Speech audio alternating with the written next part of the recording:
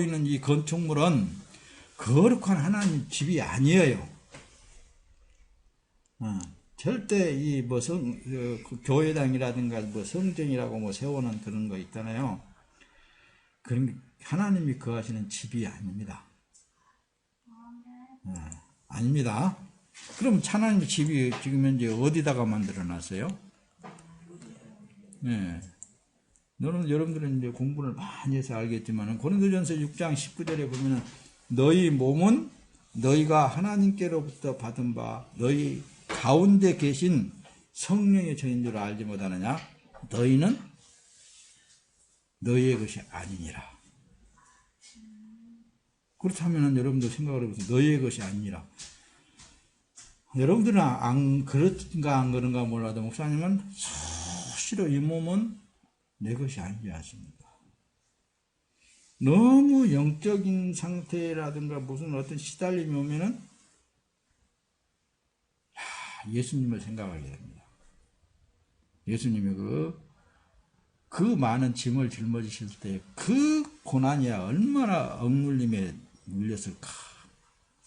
그런 것도 생각이 되어지고, 이 몸은 내 몸이 아니니까 주님이 여전히 이 몸을 통하여서 그 일을 하고 계시는구나, 그럴 때도 생각이 되어지고 느끼기도 합니다.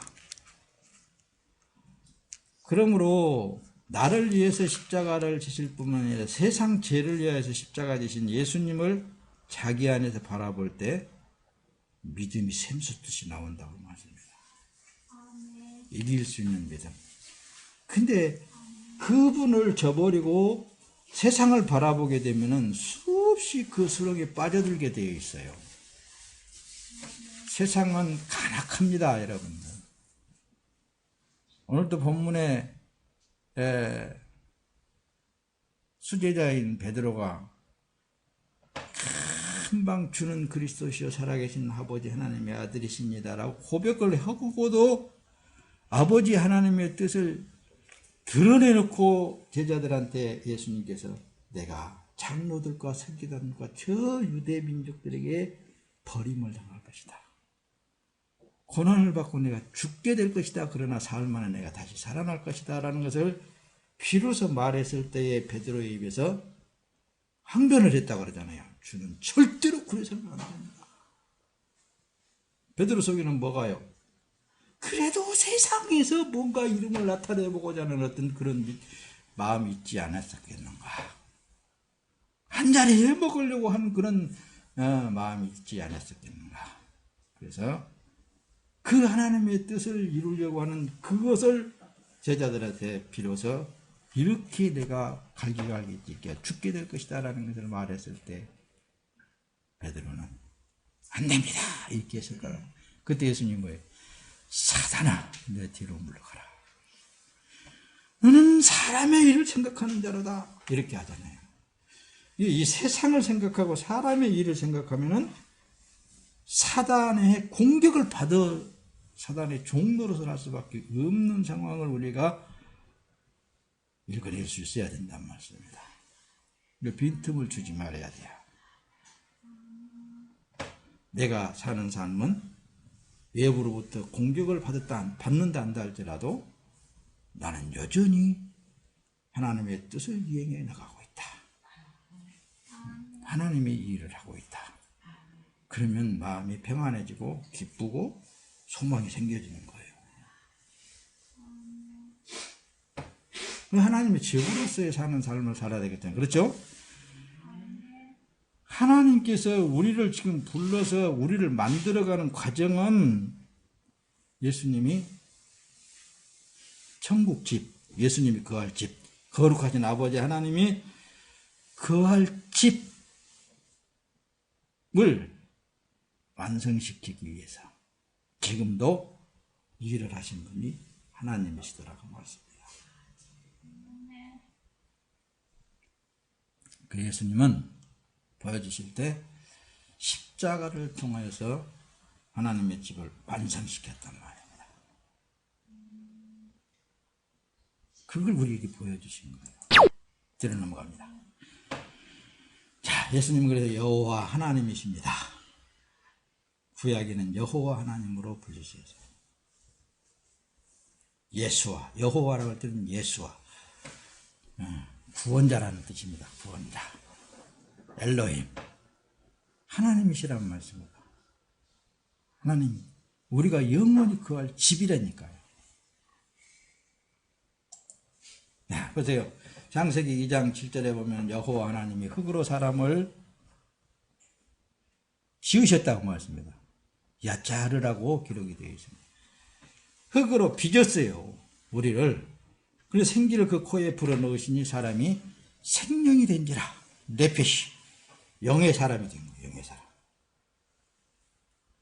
이제, 뭐예요? 하나님의 영이 그 사람 안에, 만들어진 사람 안에 들어가 버렸어요.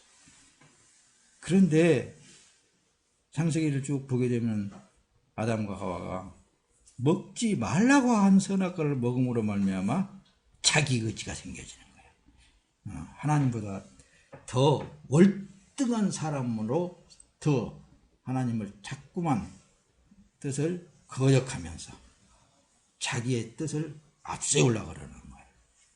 그게 죄악이라는 말씀입니다. 그게 죄악이에요. 우리는 창조주 하나님의 순리에 의해서 그냥 끌려나가면서 물을 흐르듯이 내려가면은 하나님께 영광스러운 삶입니다. 출애굽기에 보면 하나님이 또 모세에게 이르시되 너는 이스라엘 자손에게 이같이 이르라. 나를 너희에게 보내신 이는 너희 조상의 하나님 곧 아브라함의 하나님, 이삭의 하나님, 야곱의 하나님 여호와라 하라. 이는 나의 영원한 이름이요 대대로 기억할 나의 표현이라. 할렐루야. 여러분들이 다시 출애굽기에 나타나는 말씀을 보면은 너희 조상 하나님인데 아브라함의 하나님, 이삭의 하나님, 야곱의 하나님이라고 그렇게 말씀하신단 말입니다. 그래서 앞에 서두에 여러분들에게 쭉 아브라함의 일대기를 나열을 했던 거예요. 그러면서 하나님이 하시는 일은 하나님이 피조물인 우리에게 창조주 하나님의 뜻을 집어넣으려고 동등한 그야말로 하나님과 하나 되게 하기 위한 뜻을 연속해서 말씀을 하셨고 지금도 이제 예수님을 통해서 그 뜻을 다 이루시고 이제는 우리 안에 계신 여러분들 안에 계신 천지를 창조하신 하나님이 남은 육체의 삶을 산다는 말씀입니다. 이 믿음으로 승리하는 거예요.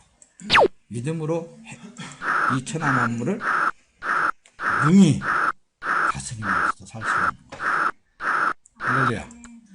그래서 예수님은 사람의 모양으로 오셨다니까요. 똑같아요. 그래서 예수님의 일대기를 조금 여러분들과 함께 말씀을 띄워가면서 더 알자고 말씀입니다. 누가복음에 기록된 대로 시므온이 아기를 안고 하나님을 찬송하여 가로되 주제여 이제는 말씀하신 대로 종을 평안히 놓아주시는도다. 할렐루야. 평생 시므온은 구세주를 보기를 원했단 말씀입니다. 죽기 전에 예수님을, 그러니까 죽기 전에 구세주를 봤으면 좋겠다라는 거예요. 근데 그 마음대로, 그 시므온의 마음대로 아기 예수를 안고 눈이 열려서 보니까 구세주라는 말씀입니다. 그러고는 이제는 내가 소원이 없습니다. 그 얘기예요. 이제는 내가 이제 세상을 떠나도 되겠습니다. 예수님의 일대기도 일대기지만은 예수님을 바라보면서 우리의 일대기를 잘 점검을 해보자고 말씀입니다. 보라, 내가 수태의 아들을 낳으리니 그 이름을 예수라 하라. 요한복음 16장 28절에는 내가 아버지께로 나와서 세상에 왔고 다시 세상을 떠나 아버지께로 가노라. 예수님이 이제 직접 제자들을 향하여서 이렇게 말씀을 해주셨잖아요. 예수님이 살아나오는 그 과정을 쭉 보게 되면은 그래요. 예수님의 그 이제 육신의 아버지는 요셉이었는데 목수일을 했다고 그렇게 저희는 이제 내려오고 있습니다. 근데 예수님은 아버지의 일을 도우면서 같이 생활을 했어요. 그 난 30세가 가까이 올 때까지, 공생애가 시작되기 이전까지는 여러분들이 사는 삶과 똑같은 그런 삶을 과정을 겪어 나왔다고 말씀입니다. 누가복음 2장 40절에는 아기가 자라며 강하여지고 지혜가 충족하여 하나님의 은혜가 그 위에 있더라. 할렐루야. 사모님하고 같이 얘기했지만은 나도 동네 사람들한테 참 승정이는 왜 저렇게 착하고 저렇게 참 효자카 그런 소리 듣고 참 그랬듯이 여러분들도 그랬잖아요. 부모한테 그런 말 듣고 살았죠. 그렇죠? 예수님도 똑같다 그 말씀입니다. 예수는 그 지혜와 그 키가 자라가며 하나님과 사람들에게 더 사랑스러워하더라. 사람들에게 인정받으면서 예수님도 그렇게 일을 하시면서 생활했던 거예요. 그렇죠? 근데 이제 공생애가 시작되면서 예수님은 영생의 길에 대해서 말씀을 하신 거예요. 공생애가 시작되면서. 자, 보세요. 요한복음 5장 51절에 그러죠. 나는 하늘로서 내려온 산 떡이다. 사람이 이 떡을 먹으면 영생하리라. 나의 줄 떡은 곧 세상의 생명을 위한 내 살이로라 하시니라. 할렐루야. 이 말씀을 했을 때 여러분들 황당했지 않겠습니까? 듣는 자들이. 어떻게 자기 자신이 사람으로 태어났는데 나는 하늘로서 내려온 산 떡이다. 이 떡을 먹으면 영생하도록 살이라 이렇게 말씀을 들을 때 여러분들이 이 보잘것없는 목사를 통해서 하나님의 말씀이 전달되어질 때 여러분들이 그 액면 그대로 그 하늘의 말씀으로 들어서 사는 것 같이 들을 귀가 있는 자들은 그게 들려진단 말씀입니다. 이 생명의 떡이다. 그러면 그게 저분이 우리의 구세주로서 여러 차원의 하나님의 영이 있는 사람들은 진리로 들려지게 되어 있어요. 성령으로 들려지게 되어 있다는 것입니다. 지금도 역시 마찬가지예요. 하늘에서 내려오는 생명의 떡을 먹고 마시면 처음 사람이 자기 십자가에서 죽어갈수록 생명이 그 사람 안에서 새 영생의 사람으로 탄생하게 된다는 말씀입니다. 그렇지 않습니까? 날마다 우리가 예수 그리스도의 말씀을 먹으면 먹을수록 자기는 부인되어지는 거예요. 자기는 날마다 죽어지는 거예요. 그러면서 그 말씀이 자기 안에서 더 성장되어지는 것을 받는 사람들은 다 알게 되어 있습니다, 여러분들. 자, 결국은 예수님이 보세요. 예수님의 태인 십자가를 지고 영생으로 가는 길을 이 길이라는 것을 확실하게 보여준 거란 말씀입니다. 그러므로 영생으로 가는 길은 처음 사람이 죽으러 가는 길에서부터서 시작이 되어지는 거예요. 예수 믿으세요. 예수 믿으면 복 받습니다. 거기까지는 좋습니다. 근데 그 복을 어떤 복으로 인식하느냐가 가장 중요하잖아요. 그러나 예수를 받아들이는 그 순간부터서 그 사람은 사형장으로 끌려가는 거예요. 죽으러 가는 거예요. 그렇지 않고는 그 길을 갈 수가 없다라는 것을 예수님께서 단호하게 말씀을 하잖아요. 오늘 본문 내용이 그러죠. 무리와 제자들을 불러 이르시되 마가복음 8장 34절 아무든지 나를 따라오려거든 자기를 부인하고 자기 십자가를 지고 나를 쫓을 것이니라. 예수님은 예수님 십자가를 지고 따라오고 나는 내 곁에 있는 십자가를 통해서 죽으러 가는 거라는 거야. 그게 쉽겠어요, 여러분들? 쉽지 않지. 그러니까 구원받은 길을 예수님께서 좁은 길로 가라는 거예요. 좁은 길을 통하여. 베드로전서 그래서 예수님 베드로가 결국에 가서는 예수님을 따라간 그 베드로 그 진리를 알고 진리에 사로잡히다 보니까 이런 말씀을 하시는 거예요. 예수께서 이미 육체의 고난을 받으셨으니 너희도 같은 마음으로 갑옷을 삼으라. 이는 육체의 고난을 받은 자가 죄를 그쳤음이니라. 베드로도 그 고난의 길을 통해서 터득하고 깨달아진 것이 이 말씀을 하게 되는 거예요. 이미 예수 그리스도께서 육체의 고난을 받았지 않느냐. 너희도 같은 마음으로 예수님과 같은 마음을 갑옷을 삼아라.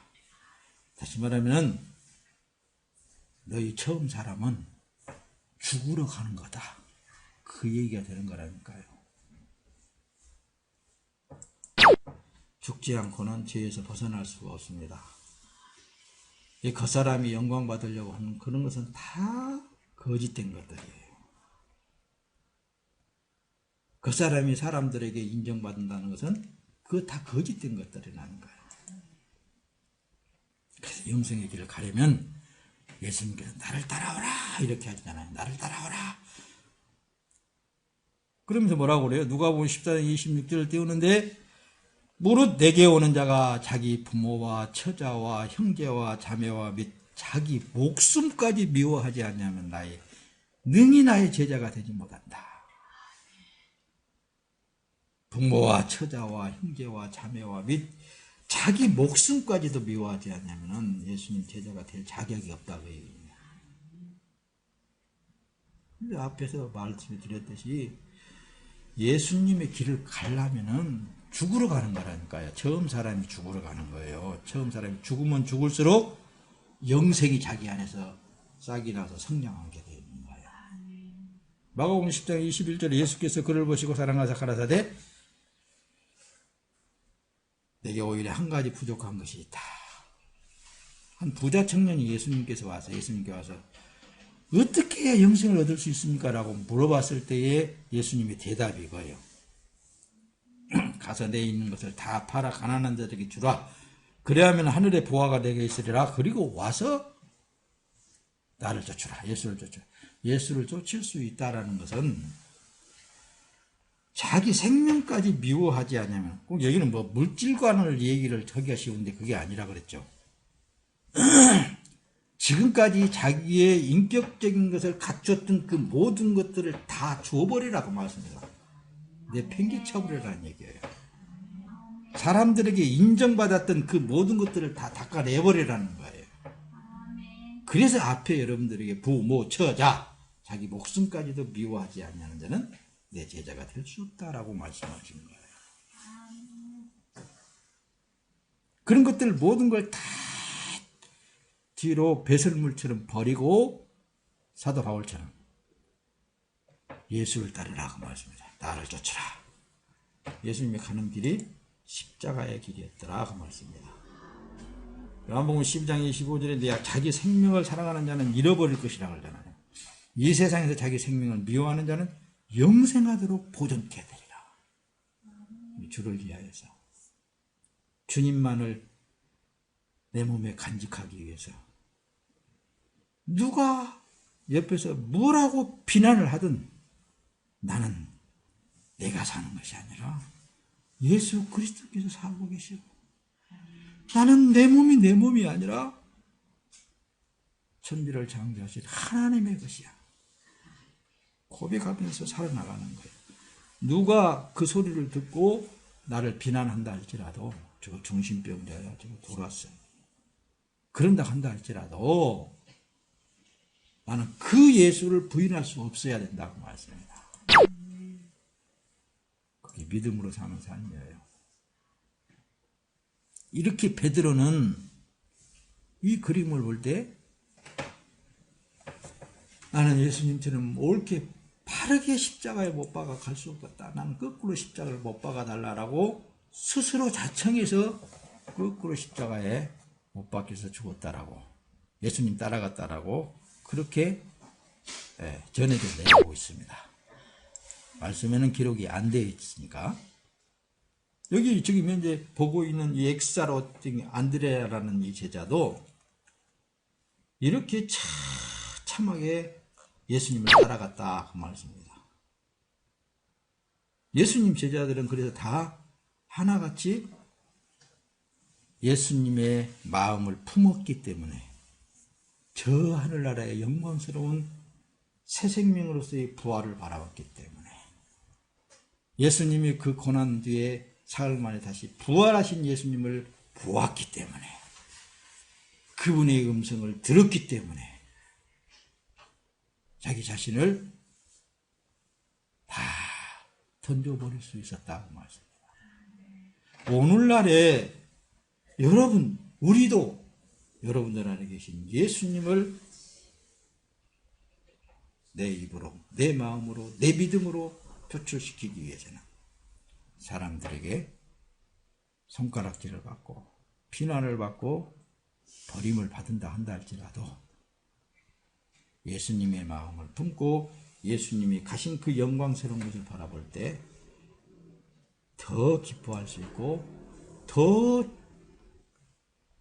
열심히 살아나갈 수 있게 되어줄 수 있는 것입니다. 그래서 고난 뒤에는 영광의 부활이 있다는 사실을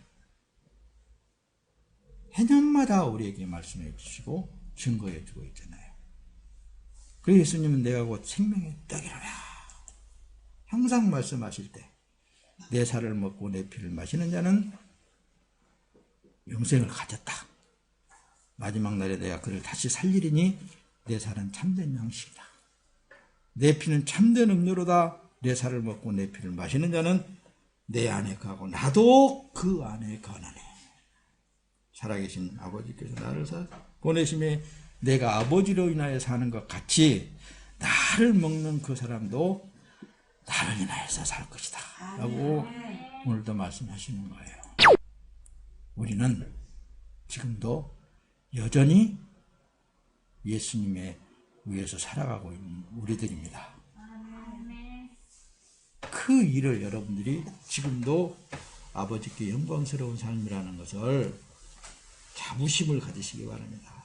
누가 뭐래도 나는 주님의 몸으로서 주님의 것으로 산다. 이게 선한 일이란 말씀입니다. 그래서 선한 일을 행한 자는 생명의 부활로, 악한 일을 행한 자는 심판의 부활로 나오리라. 구원은 뭘로 받는다고요? 믿음. 어떤 믿음? 나는 없고 구원자가 되신 예수 그리스도께서 내 안에 계셔서 산다. 이 몸은 주님의 몸이다.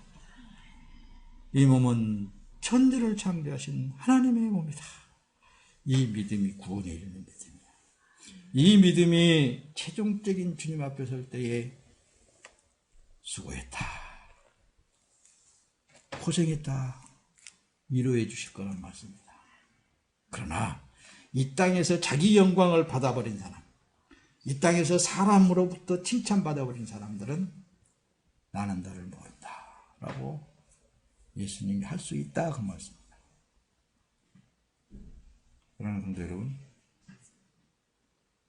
예수님의 몸으로 지금 사는 삶 그 자체를 여러분들 안에 있는 예수님을 인정하십시오. 삶 속에 그분을 인정하십시오. 그럼 여러분들에게 주님이 주시는 평강 가운데 기쁨이 넘칠 줄로 믿습니다. 이 믿음으로 승리하시기를 예수님의 이름으로 축원합니다.